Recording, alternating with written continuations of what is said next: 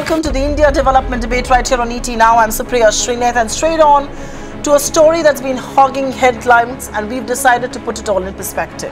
The ghost of policy paralysis seems to be back. With election season fast approaching, politics clearly has taken the center stage, giving lawmaking and reforms a short shrift. Not just that, premier institutions like the RBI and CBI are facing a credibility crisis of sorts, with the Modi government looking to micromanage them even at operational level. Like never before, the bickering between the government and the RBI has come out in the open, while the CBI remains rudderless thanks to high levels of political meddling. Critics also point out that the Modi government's promise of minimum government and maximum governance has remained only on paper.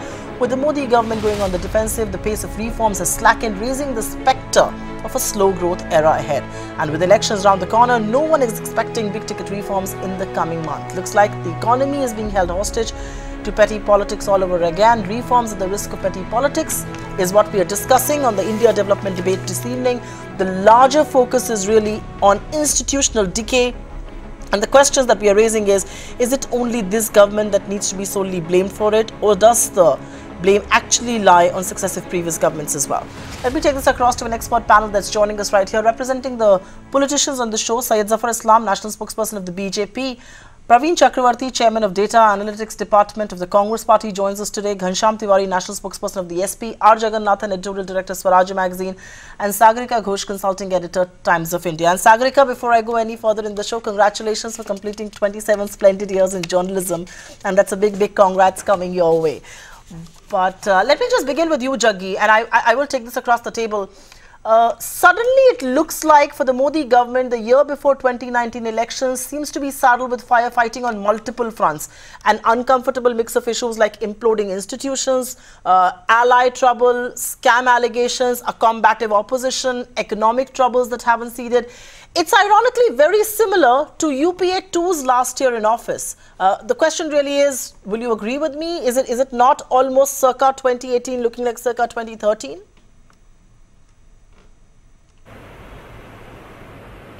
Well, actually, there are some parallels, but I think UPA 2 was withering long before the last year, before the elections.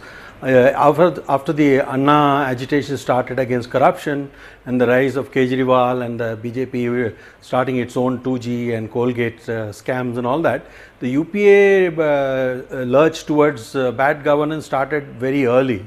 So, whereas in this case of this government, actually it is starting more towards the last 8-9 months, when we are seeing the government worried about the fact that it may be slipping a bit on the political front, and some of the recent by-elections before earlier this year in UP, Rajasthan and all seem to indicate that there was some slippage there. I think after that the government's focus almost entirely turned towards politics, and even though some reforms were indeed carried out, but I think the government is now moving towards trying to do, of course, just at that time you also had the Rafael thing breaking out, now you had the CBI thing. So obviously the government is, and of course you also have the controversy over the Reserve Bank claiming that it is losing independence and things, though of course the Reserve Bank has said this repeatedly under every other government. But I think there is a sense of the government going on the defensive over the last 6 months, and it will continue over the next 6 months. It is high time the government arrested this drift and started governing, even though it is in election mode. Fair point indeed, and that's a beautiful sum up to answer number one. But Sagarika, is there a sense of imploding institutions in India, and is it any different from the one we felt in 2013? Jaggi is right that UPA 2 had issues that dated back to its last year. NDA 2 seems to be having issues in its last 1 year, but they're very similar to what UPA 2 were facing. That's one problem, but that's one issue. And the other question is, what is a bigger problem for Indian democracy? Overreaching institutions like courts or defiant political class? That's a very good question, Supriya. I would say that in the comparison between the last year of the UPA 2 and the last year of the Modi government, I don't think 2018 is quite as bad as 2013. Remember 2013, the last year of the UPA 2, we saw a government in a kind of cataclysmic crisis. It was hit by economic headwinds, hit by severe corruption allegations, 2G, CWG. It was also bedeviled by that dual power center. Sonia Gandhi heading the Congress party, Manmohan Singh heading the government. In 2013, two senior ministers, the law minister and the railway ministers, were sacked. And most importantly, there was a rebellion within. Remember, in 2013, Rahul Gandhi famously tore up that ordinance which the Manmohan Singh government was bringing, protecting convicted legislators from disqualification and saying that this is nonsense. So there was a contempt voiced for the government from within the party, which is what Rahul Gandhi did. I don't think things are as bad at the moment. Although, Supriya, I would point to 5 big crisis points which you have also talked about. I think the number one point which you alluded to was this, is this imposition of a top-down Gujarat model, a centralizing model, a model of governance that is highly focused and centralized in the office of the Prime Minister, which is leading to tensions across the board with institutions. Remember, we started the year with the rebellion in the judiciary of the 4 senior most judges of the Supreme Court going to the press and actually holding a press conference. We have now seen rebellion in the CBI. We've seen rebellion in the RBI. We're seeing voices of rebellion within the civil services. So we are seeing institutions collapsing under this heavy weight of the Gujarat model, which is a centralized top-down model. That's point number one. Point number two is a crisis in foreign policy. India is isolated across the neighborhood. What's happening in Sri Lanka? Our situation with Pakistan is really bad.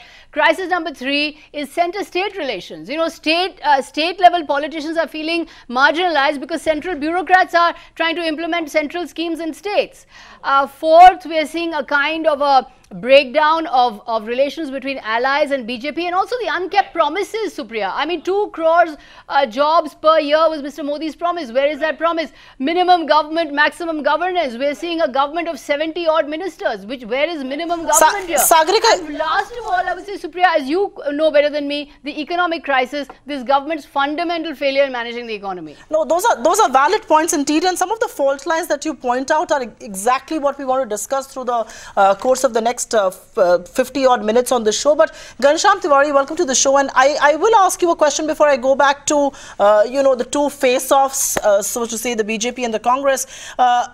While I believe that institutional autonomy is extremely important, I believe institutions need to be independent for a democratic country like ours. We have been privy to what institutional overreach can do to a country, its government, and more particularly its economy. You just have to turn the clock back to the CAG and the Supreme Court on 2G, and turns out there was no scam to begin with. But look at the collateral damage that it caused. Well, yes, that was one era, and this is another era where in that era, every institution believed that they can assert themselves because the government had a democratic temper, and in that assertion, there was a institutional overreach. In the current setup, every institution finds itself cornered. So they wait for that time when this whole mafia-like system unravels. When this unraveled in CBI with Mr. Alok Verma, it strengthens everyone else who wants to have their independent voice. At some point, people in this country will get to know that how was the poor decision of Notebandi, the demonetization that was taken, how was the voices, or how the voice of RBI was stymied, and was there any institutional process. The whole Rafale scam, so to speak, is about the failure of institutional process and the Prime Minister dictating terms rather than sticking to the norms of our systems. So I believe that this is a time when this mafia system is unraveling. The government does not know which is the next system that will fail. As a result, the government cannot plan its response. As far as any such system that fails, the government response has been some sort of a shock and awe. The midnight coup at RBI is an example. At CBI is an example. Point. CBI or the RBI, there is trouble on both fronts, and we will discuss that specifically. But Syed Zafar Islam, you have to answer a very moot question today. Almost everybody believes that the problem with institutions vis-a-vis the government, at least in the present tenure, has to do with centralization of power. The one that Sagarika referred to as top-down approach, the Gujarat kind of model. There is too much centralization of power. Processes are at bay. It's very few people who will decide without consultation, and the results are for all to see. Will you concede that this centralization of power is alienating institution one after the other?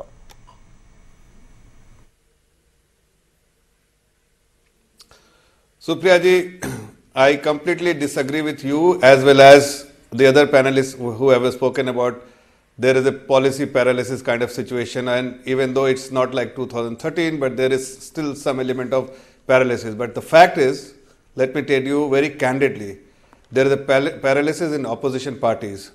In 2013, there was a vibrant Bharatiya Janata Party, and today you have an opposition party who is completely paralyzed because the people of India has completely disregarded and discarded them, and that is why they are making this kind of statement. But coming back to your statement about policy paralysis or centralized system working, there is no centralized system working. Everybody has the autonomy, but there is a level of accountability which was missing in 2013.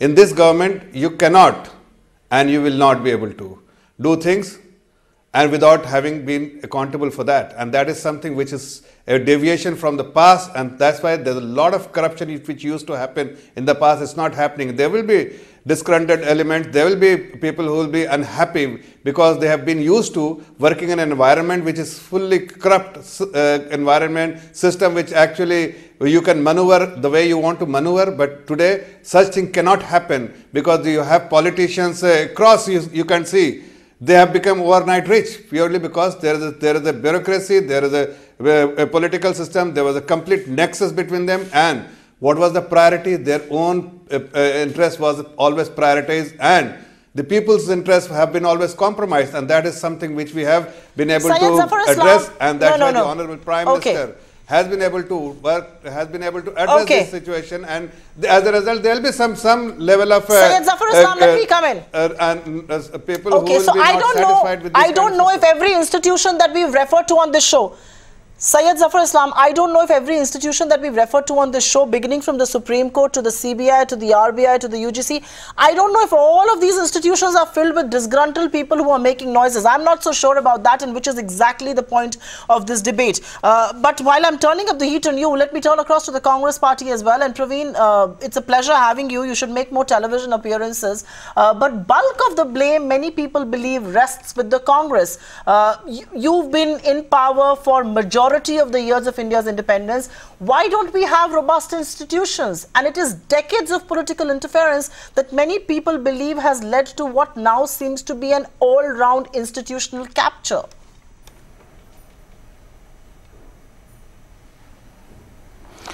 You know, I think I find that some of this discussion a bit farcical because we forget one important element in this entire discussion. That is the number 282. What is that? The BJP has an outright majority in the Lok Sabha. They have an outright majority in the Lok Sabha, and let me tell you, there are 3 stars that aligned in 2014, which was BJP with an outright Lok Sabha majority, oil at $40, world trade at a robust 4%. 4.5 years later, we are talking about policy paralysis, we are talking about institutions, we are talking about institutional decay and erosion, we are talking about economy in tatters. So let us just keep the focus on hand. What happened here? These 3 stars may never ever align again in our lifetimes. And these are the 3 most important things for any developing economy, especially for a country like India. So after 4.5 years, we're talking about RBI's independence being completely castigated. I don't know if you read Viral's speech in detail.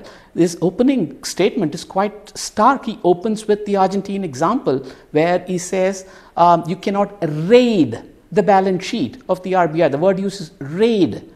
So we're talking about some severe problems here in terms of institutional erosion. We're talking about economy being in tatters, and we still want to discuss Congress in 70 years. I mean, let's get real. So let us clearly get an answer to what happened in the 4.5 years. I'm not even getting into the promises of 2 crore jobs or 15 lakhs or all of that. In my view, the BJP's approach to policy making is best summarized and surmised by the BJP president himself in that phrase, which is Jumla. They are simply not interested in policy making. This entire thing is a show. It's just a drama. They're more focused on what the media narratives are. There is just no serious intent in policy making. Okay. Praveen, your opening remarks are pretty stinging of the BJP. And before I go back to Zafar Islam, No, just give me 1 minute. Zafar, I'm coming back to you. I want to give you a chance to rebut, but just give me a minute because I also want to make this a bigger picture debate than just the Congress versus the BJP. And I'm glad I've got commentators and political representatives who are going to add on to this discussion and not do the mudslinging that's usually seen on Indian television. Jaggi, I have to ask you the moot question. It's very important that we debate the autonomy and independence of institutions. We must. But is there really such a thing like total autonomy and total independence? I mean, aren't both those things a function of total independence or total autonomy in the limits set by an elected government, like Y.V. Reddy said many years back?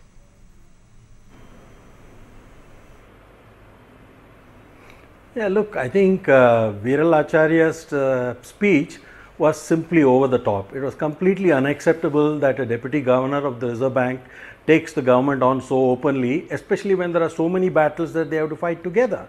I mean, to say that the government is planning to raid the balance sheet of the Reserve Bank, let's not forget it was Chidambaram who in 2012 and earlier who said the RBI is actually hiding a lot of reserves and it can share a lot more things. It said, I will set up a committee to look into your balance sheet and see what is there that you can share with us. So, this constant tension of whether the RBI can give the government more has been there for as long as one can remember. So, that said, I would say that yeah, definitely all governments must respect the independence of the RBI and by and large this thing. But I think the RBI is not doing itself any good by trying to make this sound as though it's the only injured party. I think this RBI has done a lot of damage in the last few years by openly talking about this when they should have talked about it quietly. You got the rupee problem, you got the CAD problem, you got the NBFC crisis, you got a still unresolved banking bad debts problem, and if the RBI decides to open a formal political front against the government, I mean, it's highly irresponsible. I would hold the RBI more responsible in this case than the government. But yes, that said, I would say this government has to act with restraint. It must respect the independence of various organizations and make sure that this fight does not escalate, whether it's the CBI or the RBI or anything. Another thing I will also say that the judiciary has simply been very, very irresponsible. I mean, it has been overreaching for a very, very long time, and maybe it is scared. And I mean, if you saw even the Congress behaving irresponsibly, where they tried to impeach the last CJI. Right. So many things have happened. So we have a problem from both sides, government and opposition.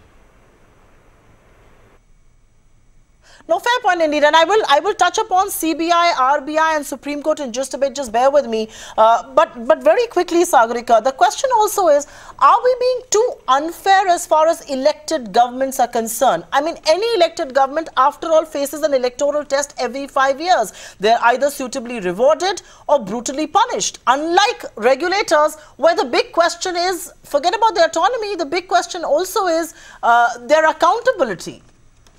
You know, Supriya, when we're talking about elected governments, there is a very important book which I believe all of us need to read. This is a book by Harvard professor Yasha Monk called People versus Democracy. And it actually says how democracy is now throwing up leaders who, having come through the democratic process, are becoming adversaries of democracy. Because liberal democracy prescribes a balance of power between judiciary, executive and legislature. It does not imply a overweening executive or a highly centralized executive which takes over the functions of the legislature and the judiciary and other institutions and the party, and whereby there are no limits on political power. You know, our constitutional arrangement, and this is an arrangement that the Congress has flouted as much as the BJP, is that political power is limited by institutions. Now, when it comes to misuse of the CBI, the Congress has done it, I'm afraid, as much as the present government is doing. Remember, in 2013, the Supreme Court called the CBI a cage parrot. Then CBI Director Ranjit Sinha was removed from the 2G probe. So the Congress has misused institutions as much as the BJP. But on the other hand, we have to look at how an elected government functions and whether it's overreading its mandate and centralizing power to such an extent that voices are speaking out in every institution. You know, I tend to disagree with what Jaggi is saying, is that people are irresponsible irresponsible in the judiciary and irresponsible in the RBI. The fact is, these are highly professional, highly trained professionals manning these institutions. Why are they all speaking out? They're obviously all speaking out because of a sense of helplessness. Why are 4 senior-most judges of the Supreme Court going to the people, going to the press and saying that we are not happy with the way the Supreme Court is functioning? Why is the Deputy Governor of the Reserve Bank coming to the public? Why is the CBI publicly saying, why is the CBI chief publicly saying that his number 2 has been guilty of extortion for 2 years in a highly detailed FIR? So what are we supposed to make of these voices who are speaking out, from my point of view, in a sense of helplessness? But you know, Supriya, I just want to make the point that as far as Mr. Modi is concerned, there seems to be a disjunction between his electability and his governance. You know, he kind of campaigns in poetry and maybe he doesn't know the prose of governance, but is that affecting him electorally? I mean, that really remains to be seen. But electorally, people may think that, okay, well, he's not good at governance, but we are still not as angry with him as we should be. The anger has not set in. You know, for disillusionment to become anger, you need an effective opposition. And the effective opposition is really not there. I also think Rajasthan and Madhya Pradesh and Chhattisgarh will perhaps set the stage for that. But just give me a minute, and Ghanshyam, before I come back to, I want you to, you know, we were talking about the RBI. It's only important that we address is the elephant in the room. And Praveen, you know, some of your criticism of the government is legitimate. That 4.5 years in office, you still want to keep talking about what happened in UPA. That is legitimate. The kind of issues that are coming to fore and the holy trinity of you know, oil prices and 282 is also legitimate. But what is perhaps not going to go down well is the criticism that, you know, your party president is now mounting on this government as far as RBI is concerned. I know that's a flashpoint, and I know it's a very, very wide sort of a divergent view that the two have taken. Never before have we taken a deputy governor take on a government in that sense. And, you know, Viral Acharya starts the speech with an excerpt from the Argentinian governor's resignation. So I don't know if he was setting the stage for an ouster at the RBI. That's pure speculation. But the reality also is that your finance ministers in the past have also had extremely rocky relationship with RBI. I mean, Mr. Chidambaram has very you know, ironically on record said that if we have to walk the path of growth alone, we will. The differences between him and Subbarao and Congress and Y.V. Reddy are legendary. So in some sense, the blame lies as much on you of undermining the RBI as it does today on the BJP government. Praveen. No, I think you're mixing intellectual disagreements and standoffs between the central bank and an elected representative. That happens all across the world. George Bush Sr. famously said that he lost the election because of Alan Greenspan, the Federal Reserve Chairman. So this happens all across the world, and that actually is, in some sense, it's healthy. That is precisely what I think Sagarika was talking about, institutions acting as a check to elected governance in liberal democracies. I think don't mix the two. Having healthy discussions on whether interest rates should be lowered, not lowered, whether liquidity should be eased, not eased. I'm all for such discussions and debates, and disagreements are natural there. Even on the issue of reserves, I am not saying there is one way or the other, that either the government should dip into the reserves of the RBI, the balance sheet reserves, or not. All I'm saying is that there needs to be a debate. If you read Deputy Governor Acharya's speech carefully, there are 2-3 important things. He says this suggestion for this actually came from the governor himself. Second, there perhaps is a reason for the strong tone and tenor. Why are we dismissing this as something that, you know, they just overstepped? Maybe there is a reason for the tone and tenor of the speech.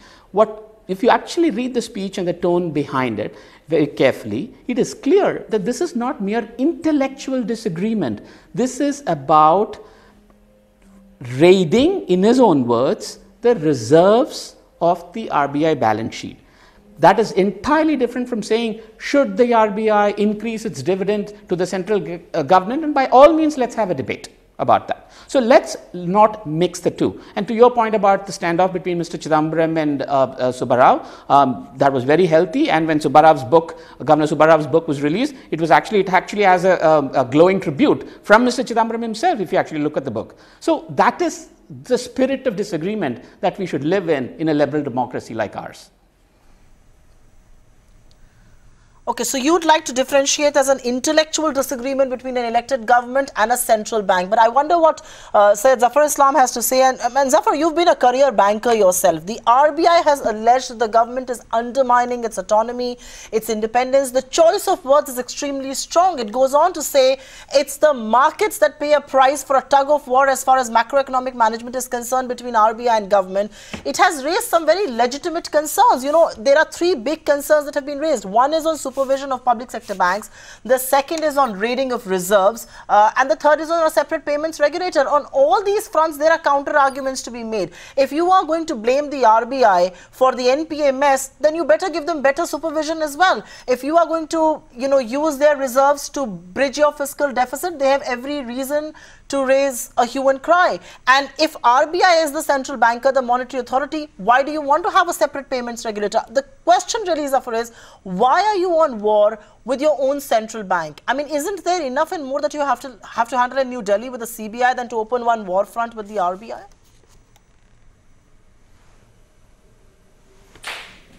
Well, these are all speculation. There is absolutely no war as far as the government and the RBI is concerned. I mean, as Mr. Jaggi has very clearly outlined in terms of the irresponsible speech or a statement made by Mr. Acharya. I mean, there has to be some method to madness, and that he has clearly exposed himself and he has dented his own credibility by speaking something which was unwarranted. There can be a situation where he can have a difference of opinion, but that is going out in public domain and speaking something which only shows the ulterior motive of any particular individual. Let me tell you very clearly that there is no disconnect as far as the government and the RBI is concerned. In terms of autonomy, there is a complete autonomy. Whichever organization has to have autonomy, and the legislation provides that kind of autonomy. The government of India has always ensured that the independence of those such institutions should remain independent, and there should not be any interference. But having said that, the finance minister has certain responsibility and obligation to discharge and to deliver. And if there are some healthy discussions, if they are having, or his representatives having with the RBI officials, what is wrong in it? I mean, you can have a point of view while RBI can have another point of view. There has to be some method to meet and for meeting of minds. And if there is no meeting of minds, obviously the RBI is the ultimate authority to take a call, and they have taken a call. There are situations where we definitely had certain. The government has certain other expectation in terms of the movement of interest rate, but the outcome of the RBI policy was very different from what the expectation the government had. But nonetheless, that is something with the monetary authority. Okay. They are the one who is examining, who is taking call. It has been given the full freedom to take call. Okay, Zafar, I just simply hope you didn't allow me to speak at that point. Supriya, I just want to make a point here. Just give me a minute. I just want to make a point here. This Congress spokesperson was talking about the policy. Islam finish his point. Just a second. No. Yeah, go ahead. Praveen, I'll come back to you. Praveen, give me a minute. Go ahead, Syed Zafar Islam. Quickly finish your point, please. Yeah. Yeah, so I just want to respond to Praveen, the Congress spokesperson. He said that this government is not able to take policy decision. I mean, people will laugh at him. This government is responsible for all the structural reforms, something which was unheard.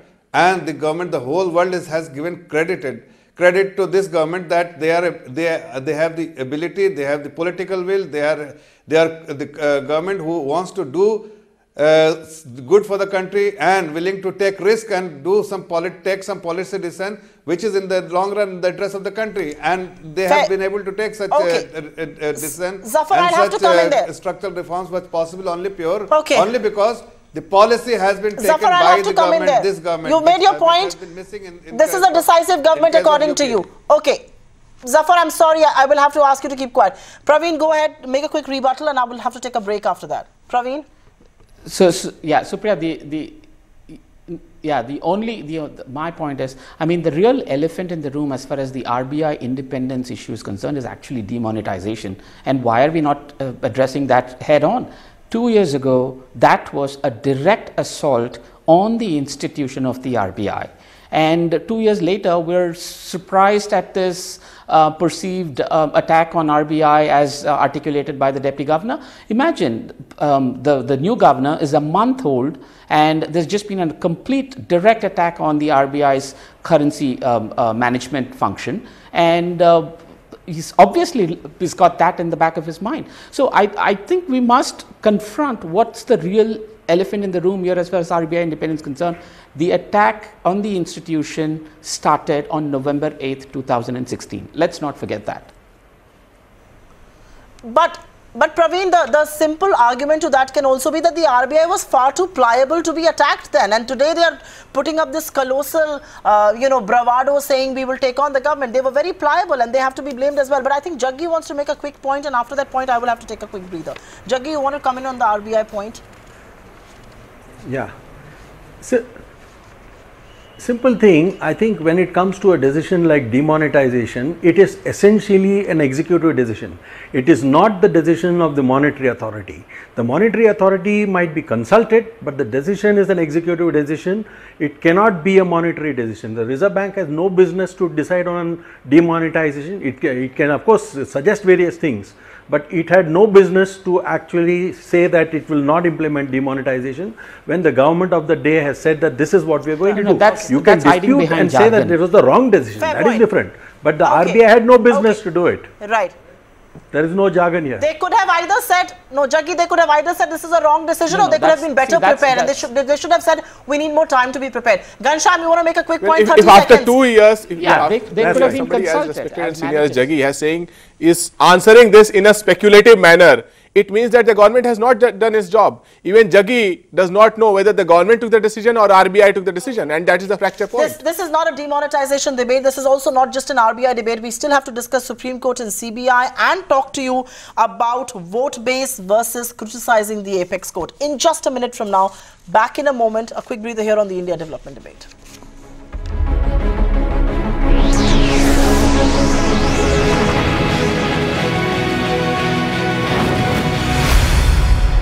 Welcome back. Here's a fascinating discussion that we are having on the state of institutions as far as India is concerned. And let me take this across to Syed Zafar Islam. We've discussed the RBI threadbare, but I think it's time to turn the focus on the CBI. Zafar, we will talk about the brazen public infighting between Mr. Verma on one hand, Mr. Asthana on the other, and all of that. And I think it's only fair that, a decision has been taken at least to remove both of them and all of that. But isn't it embarrassing for the government? And more than that, the grave questions and the grave allegations that have been made by Mr. Verma in his petition before the Supreme Court, they all point to very high levels of political interference. You can't shy away from that. And CBI is supposed to be an autonomous body.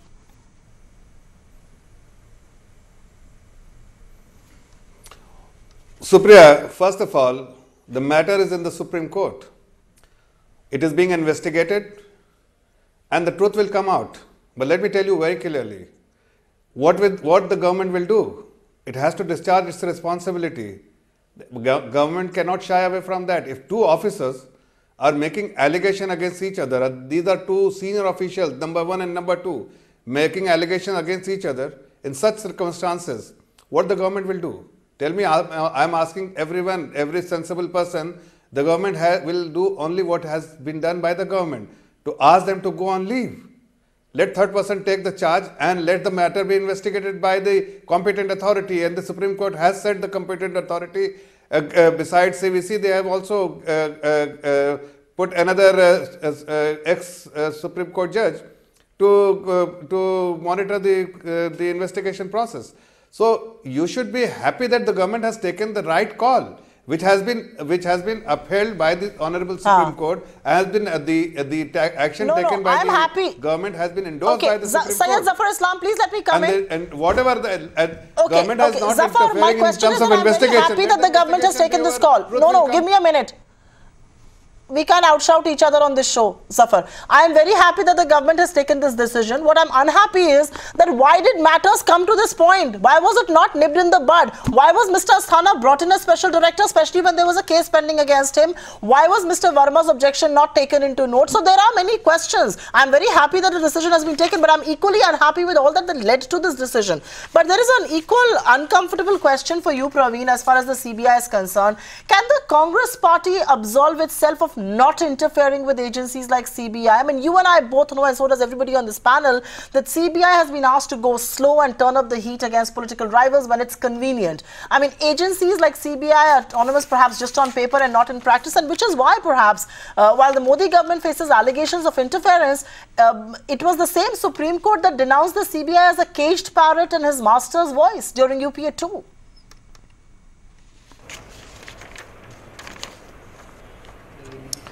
See, I think there is the form and then there is the substance. What really rattled everybody in the country regarding the CBI issue was the form of how it was done. At 2 in the morning, somebody is being told that he's fired or he's transferred. A new director who was supposed to be flying abroad or somewhere else for a commitment is asked to cancel and show up at in the middle of the night. And so it's, I mean, what does this tell you? What does this tell? It stings of autocracy. And that is what we are talking about. That is what we're debating about. Should our institutions be stronger? Could our institutions be stronger? Absolutely yes. I think let's be very clear about that. But when you indulge in things like that, when you actually fire the head of India's most premier investigative agency in the middle of the night, what is the signal that it sends? So let's separate, always separate the form and the substance. There is simply no dispute with the idea or the argument that India's institutions should be better, should be stronger, and should truly be independent. I do not have any disagreement with that. Okay. Jaggi, let me come to you. And this one's, of course, coming out of the uneasy relationship between the CBI and RBI on one part, but the uneasy relationship between the government and the Supreme Court is not unknown as well. And in a later question, I will address the uneasy relationship that the Congress party seemed to have with the Supreme Court, so much so that they wanted to impeach the sitting judge. But back to this government and the uneasiness between the courts, from open rebellion to public defiance of the Sabarimala order, now the naked intimidation that we are seeing on account of the postponement of the Ram Mandir Babri Masjid issue. I mean, why can't one accept and appreciate a Supreme Court decision instead of undermining it? And that is what erodes the credibility and autonomy of an institution.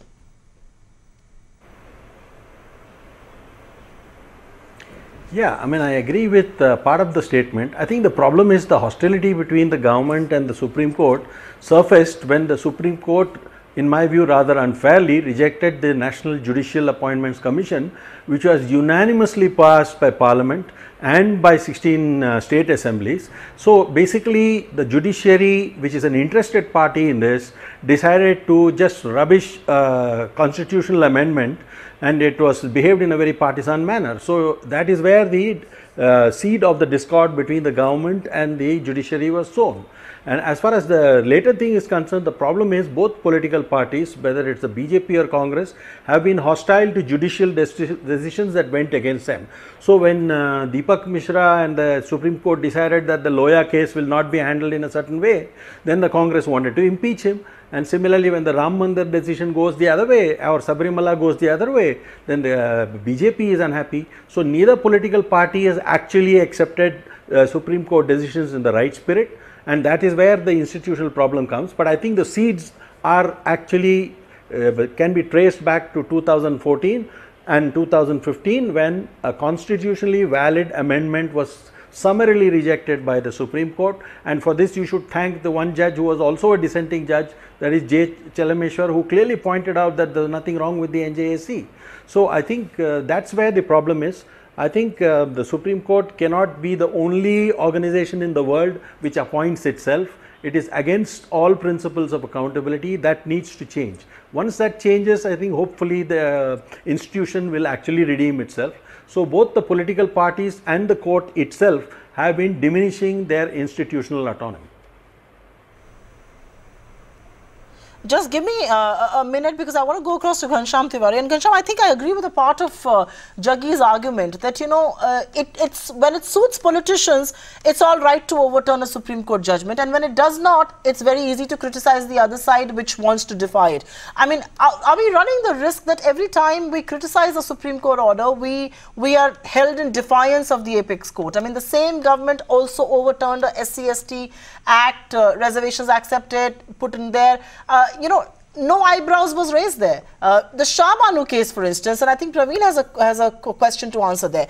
The entire judgment was overturned by the Court of Law. So there are no holy cows here. Are we doing selective criticism and selective, you know, awe and shock as far as criticizing the Supreme Court orders are concerned?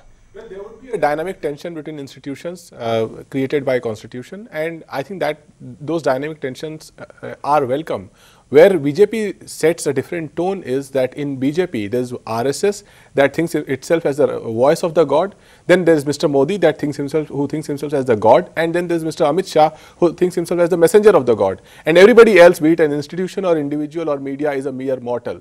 And that is the reason when Mr. Amit Shah starts saying that the court must decide in a certain way, Mr. Yogi Adityanath starts saying that the justice delayed is justice denied, when he does not look at his own track record of justice and charges, and Mr. Modi is silent. It is this crystallized system of BJP that leaves no room for democracy, no room for institutions, no room for court either.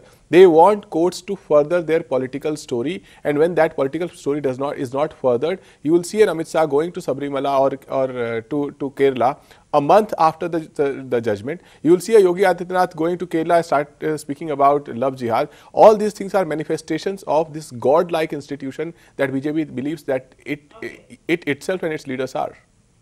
I want to go to the closing comments on this debate, and Sagarika, I will have to ask you a question. What does all of this really mean as far as the faith of people in these institutions are concerned? You know, the common man, CBI is the last port of refuge as far as any sensitive matter is concerned. The RBI, one expects it to be the monetary authority, should not be tinkered with. The Supreme Court has so much of faith in the people. What do all of these controversies, which are heightening right now, really mean? What kind of repercussions does it have on that faith? Does it get eroded? Very important question.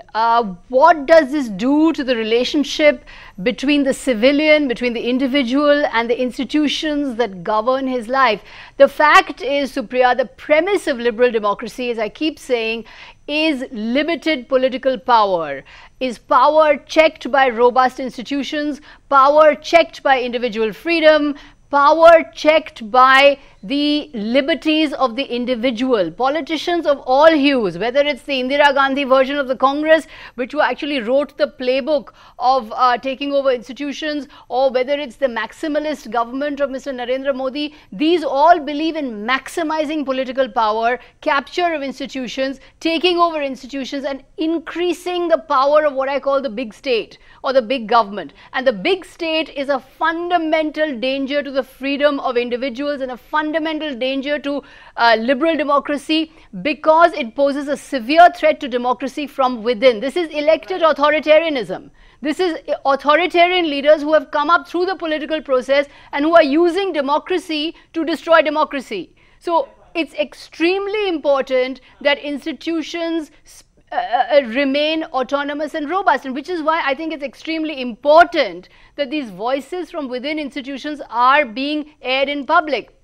Whether it's the Supreme Court, whether it's the RBI, whether it's the CBI. Now, it may look like chaotic, it may look like anarchic, but in the end, the institutions are the only things that safeguard the individual's freedom, and individual freedom is key to liberal democracy. Politicians want to maximize the power of the government, they want to maximize the power of the state. We cannot let that happen. Institutions have to be autonomous, they have to be vigorous, because they are only the ones protecting individual freedom. But Sagarika, I think for institutions to be autonomous and independent, it really matters who heads those institutions. And Praveen, my question to you really is, how many men and women of world-renowned fame and technocrats have come to head our institutions. I mean, barring the RBI, which perhaps has impeccable reputation across central banks in the world, how many of our institutions are really world class? I mean, very often when the Congress is in power, we see the left-leaning intellects occupy powers of authority and position. When the BJP is in power, we see the right-wingers make the cut. I mean, and I'm not really asking a partisan question, but does the answer somewhere lie in who heads our institutions and what processes are being applied in making people come and take those top jobs?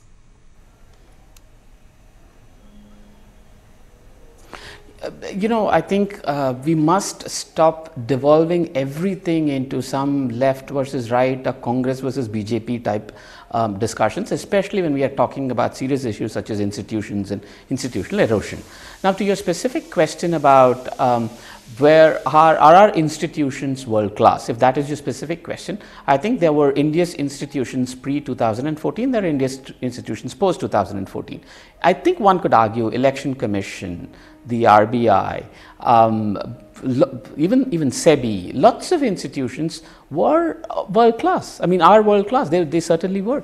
So I don't think it's fair to punish ourselves or be so harsh on ourselves by saying, oh, we are an emerging democracy and institutions flounder all the time. I think too often we are missing the difference between form and substance. If there is a disagreement with the Supreme Court verdict, by all means follow the rules and procedures to either overturn or bring in a new law. That is allowed in the Constitution. That is allowed in our rules. What is not allowed is inciting riots, inciting violence. So I think too often, let's not jumble up all of these. I think it is unfair to tarnish all of India's institutions as saying that they're not world class, or they've always been understaffed, or they've not had good people. Yeah. So I think India's institutions were strong, were robust. They were getting stronger and robust until we saw 2014. Okay, I have a question for Zafar Islam, and please make it brief, Zafar, and a quick last question to Jaggi. Zafar, the appointment of Lokpal, why do you not have a CA? We are 2 months away from the union budget. It may be a vote on account, but it's still a big exercise. You don't have a SAT head. I mean, what about these appointments that should be done at the drop of a hat? Why have they not happened? And it is these vacancies that also create weak institutions. So, Supriya, let me respond to first what the observation made by Sagarika. You have given enough time for her to speak, as well as Praveen, about the institution. I mean, my question to both of them, that they were referring about the robustness of the institution. I think they were not overly concerned and worried about the institution prior to 2014. Only when the Bharatiya Janata Party led NDA government is in the center, all the worries have certainly surfaced. Because these institutions have been really captured by the left-leaning people. I mentioned Indira Gandhi as the original capture of institutions. Citadel, they were ruling it, they were running it as if it's their fiefdom. No, is their fiefdom, and we have always only given opportunity to every citizen which deserve to be in that institution, and the independence to this institution what they should be enjoying. We have not interfered with any institution. We have given, we have maintained the robustness which should be maintained, unlike in the past which has been compromised, and that's why you have seen the award Wapsi group. Who are those award Wapsi group? Is the people who have been beneficiary of the UPA and the Congress. Zafar. You are taking the debate in a wrong direction. They come out all those appointments. Zafar, you are taking the debate in a wrong direction. I do and that's why they are always on the street at the drop of hat at the instance of the UPA and the Congress party. Zafar, where are you taking this discussion? I'm sorry, no, I'm sorry, I will not let that happen. You are taking this discussion in a direction which is not related to this topic. Institutional autonomy is what we are talking about, and to be fair to Sagarika, she in fact said that Indira Gandhi wrote the rule book for capturing institutions. She blamed them before she blamed you. But a quick last word to Jaggi. And Jaggi, how do you foresee this friction between government and institutions play out in the next few months? Is it going to accelerate as far as elections approaching are concerned? And what will it mean for the economic landscape, the economic decisions, the reforms that we've all been waiting for? Yeah, see, I think some institutions will survive the recent fights, like Reserve Bank and the Judiciary and the Election Commission, they occasionally get knocks, but they'll survive. But I think the CBI is in serious need for huge fundamental restructuring in terms of where it reports to and other things, and that needs to be changed. As far as the government and reforms are concerned, I would say there are two things. One is, I don't think there is a paralysis on the government moves on reforms, but there will be legislative paralysis because every party is in election mode, and anything the government proposes, like for example the data privacy bill and then the data localization law, all those things will come up, but if they're all going to go into select committees and will never see the light of day, you're going to see a legislative logjam rather than a executive paralysis. So, but I think it's, I think generally in Indian politics, given the extreme polarization, we are going to see some amount of, I mean, end of work in the last 6 months. Fair point. Fair point indeed. But thank you very, very much, Praveen Chakravarti, Syed Zafar Islam, Ghanshyam Tiwari, Sagrika Ghosh and R. Jagannathan for being with us on this edition of the India Development Debate. There is so much that's happening around us as far as institutions are concerned, which is why we at ET Now thought we should put the spotlight on why our institutions need to be autonomous, why do they need to remain robust and independent. Remember, maximizing political vote base and maximizing the agenda is what comes naturally to politicians. But that can't happen at the cost of undermining institutions that have stood the test of time as far as our own democracy is concerned. Thank you very much for being with us on this edition of the India Development Debate.